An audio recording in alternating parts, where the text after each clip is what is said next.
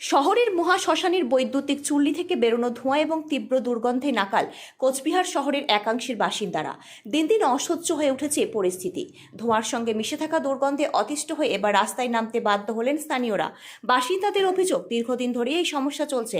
বৈদ্যুতিক চুল্লির ধোঁয়া বের করার জন্য যে পাইপ ব্যবহার করা হয় সেটিতে কোথাও ফাটল বা ফুটো তৈরি হয়েছে। সেই ফাটল দিয়ে গ্যাস আর দুর্গন্ধ ছড়িয়ে পড়ছে আশেপাশে।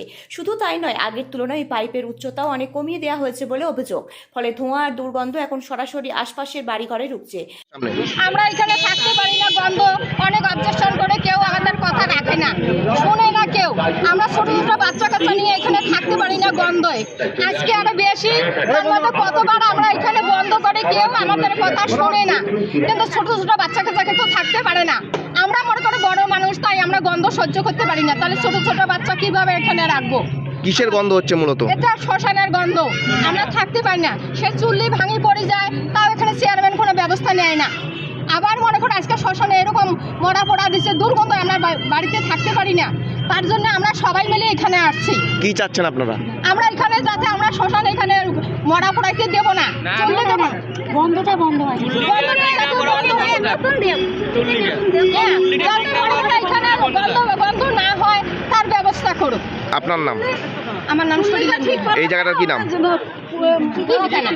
শ্মশানের সামনে বিক্ষোভ দেখাচ্ছেন, কেন বিক্ষোভ দেখাচ্ছেন? বিক্ষোভ দেখাচ্ছে মানে কি, এটা যে সরঞ্জি চুলির পাইপটা যে লাগানো হয়েছে না, এইটা মনে করো পাইপটা আগে হাইটে ছিল, এখন মনে করো কমানো হচ্ছে। কমানোর দিকে মনে করো যে হাওয়াটা মানে নিচ দিকে যায়, ধোঁয়াটা, আর পাইপটা গোড়ে একটু ফুটা হয়েছে, ওইখানটা ধোঁয়াটা যায় আর বিচ্ছুরি গন্ধ বাইরে। মানে কি সমস্যা হচ্ছে এতে? সমস্যা মানে কি, মনে করো বাচ্চা কাচ্চা থাকতে পারে না, মনে করো যে গন্ধতে খাইতে পারে না, বমি করে বাচ্চা কাচ্চা। এইটার জন্য আমরা মানে চাই, কি চাচ্ছেন? যাতে জিনিসটা গন্ধটা না বাইরে হয়, এটার জন্য আর কি ভালো মতন যাতে করে। এই সমস্যাটা কতদিন ধরে চলছে? মোটামুটি মাস দিচ্ছে। দুইবার জানিয়েছিলেন, প্রশাসনকে জানিয়েছিলেন?